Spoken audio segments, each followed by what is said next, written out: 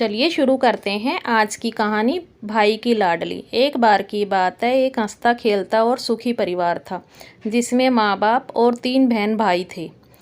उनके पापा सरकारी नौकरी करते थे और माँ सीधी सादी घरेलू महिला थी। सबसे बड़ा भाई रमेश और उसके बाद बहन रेखा और छोटी बहन रीमा थी।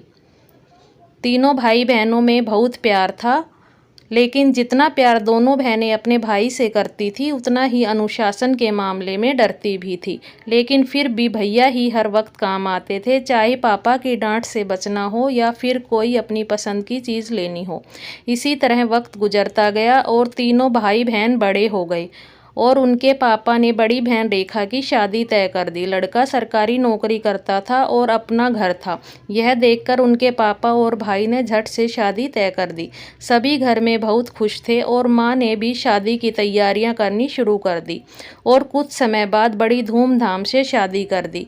क्योंकि घर की पहली शादी थी तो शादी में अच्छा दान दहेज दिया ताकि बेटी को किसी चीज़ की कमी ना हो। ऐसे ही वक्त गुजरता गया और 1 साल बाद रेखा ने एक प्यारी सी बेटी को जन्म दिया।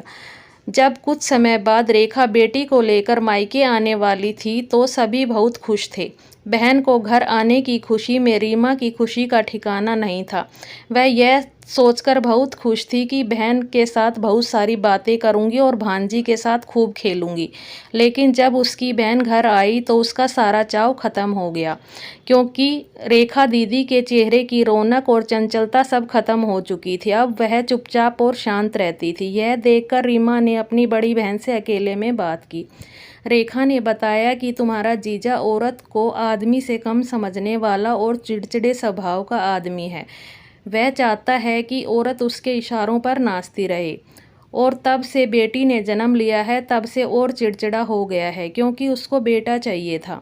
अपनी बहन को इतना दुखी देख रीमा ने कहा, कितना अच्छा होता अगर आप चेतन से शादी कर लेती, जो आपके साथ आपके कॉलेज में पढ़ता था और आप पर जान छिड़कता था।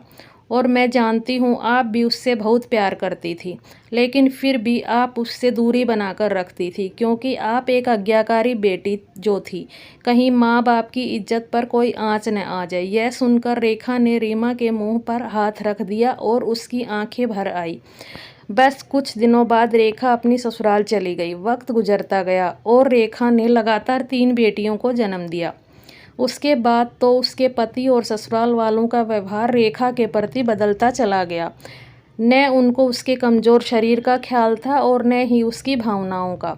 वक्त गुजरता गया और एक दिन रेखा यह दुनिया छोड़कर चली गई।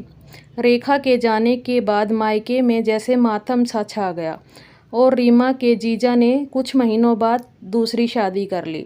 यह सब देख रीमा अपनी बहन की मौत से इतनी दुखी थी कि उसने शादी न करने का फैसला ले लिया। घर वाले बोलते लेकिन वह मना कर देती और अपनी आगे की पढ़ाई करने में लग गई।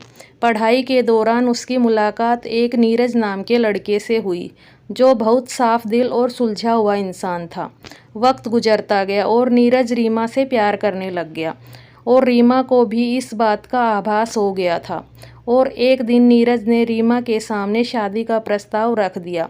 नीरज की अच्छाई और सच्चाई देख रीमा ने भी अपना शादी न करने का फैसला बदल दिया और उसने यह बात अपने घर में बता दी। बात बताते ही घर में तो जैसे भूचाल सा आ गया और पापा ने कहा, ये तुमने सोचा भी कैसे? पापा से ज़्यादा तो रमेश भाई तिलमिला उठा और कहने लगा, तुम्हारी हिम्मत कैसे हुई दूसरी जाति में शादी करने की? और अगर तुमने नीरज से शादी करने का सोचा भी तो मैं तुम दोनों की जान ले लूँगा। और घर वालों का साथ न मिलने के कारण मजबूरी में रीमा और नीरज ने कोर्ट में शादी कर ली और शादी के बाद ही रीमा का अपने मायके से रिश्ता हमेशा के लिए ख़त्म हो गया। कभी वह अपने भाई की लाडली होती थी और आज जीवन के सबसे महत्वपूर्ण फैसले में उसके भाई ने उसका साथ नहीं दिया। पूरा परिवार में एक माँ ही थी जो बेटी के फैसले से खुश थी, क्योंकि वह झूठी शान के चक्कर में अपनी दूसरी बेटी को नहीं खोना चाहती थी, लेकिन वह अपने पति और बेटे की जिद के आगे बहुत मजबूर थी। उधर नीरज के घर वालों ने रीमा को खूब मान सम्मान दिया। वक्त गुजरता गया और रीमा ने 2 प्यारे बच्चों को जन्म दिया, एक बेटा और एक बेटी। जीवन में सब कुछ अच्छा चल रहा था, लेकिन रीमा के दिल में एक कोने में अपनों की नाराज़गी का दुख था और अपनों से मिलने की आस लगाकर रखती थी।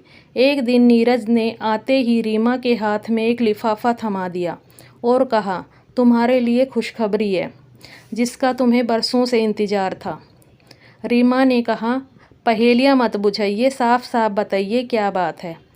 तो नीरज बोला, आज तुम्हारा खड़ूस भाई रमेश मेरे ऑफिस आया था अपनी बेटी चारू की शादी का कार्ड देने। शायद उसे हमारे घर का पता नहीं था, इसलिए ऑफिस में आकर यह शादी का कार्ड और लिफाफा देकर चला गया। नीरज की बातें सुनकर रीमा आश्चर्यचकित रह गई और खुशी के मारे जल्दी से लिफाफा खोलकर पढ़ने लग गई, जिसमें लिखा था, समझ नहीं आता तुम्हें किस मुंह से आशीर्वाद दूं। जिस समय तुम्हारे सिर पर हाथ रखना था उस वक्त मैं खुद तुम्हारा दुश्मन बन गया था। मेरे ही कारण तुम अपने घर से पराई हो गई। आज अगर तुम मुझे माफ़ भी न करोगी तो मुझे कोई दुख नहीं होगा। माँ ने तो कभी तुम्हें दोषी माना ही नहीं और माँ के जाने के बाद पापा की आंखों में भी पल पल तुम्हारा इंतज़ार देखा। आज मेरी बेटी भी उसी राह पर खड़ा कर दिया है जहां तुमने हम सबको कभी खड़ा किया था। बेटी का जवाब है, अगर तुम समय के साथ नहीं बदलोगे तो आप अकेले रह जाओगे। अपनी बहन का त्याग करने वाला भाई एक पिता के रूप में अपनी बेटी से हार गया। मेरी रूढ़िवादी सोच के कारण बहुत बड़ा अन्याय हो गया। वो माँ की आंखें जो तुम्हारा इंतज़ार करती रहती थी, वो याद आज भी मुझे रुला जाती है। इस पत्र के साथ चारू की शादी का कार्ड भी है। अगर तुम और नीरज मुझे माफ़ कर सको तो पूरे परिवार के साथ शादी में ज़रूर आना। अगर माफ़ ना भी कर सको तो पापा की प्रतीक्षा करती हुई आँखों का ख्याल करके ज़रूर आ जाना। तुम्हारे इंतज़ार में तुम्हारा भाई। शादी के कार्ड पर फ़ोन नंबर लिखा था। बस फिर क्या था। रीमा ने झट से फ़ोन मिलाया और कहा, भैया। और उधर से बहन की आवाज़ सुन रमेश की आंखें भर आई और बस एक लाइन मुश्किल से निकाल पाया, क्या तुमने मुझे माफ़ कर दिया?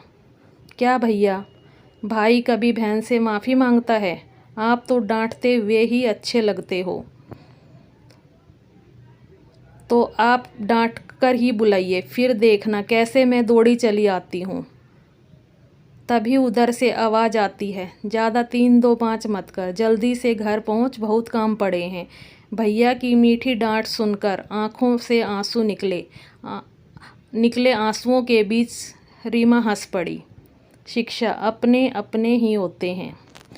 दोस्तों, अगर आपको मेरी कहानी पसंद आई हो तो प्लीज़ मेरे चैनल को लाइक, शेयर एंड सब्सक्राइब करें। धन्यवाद।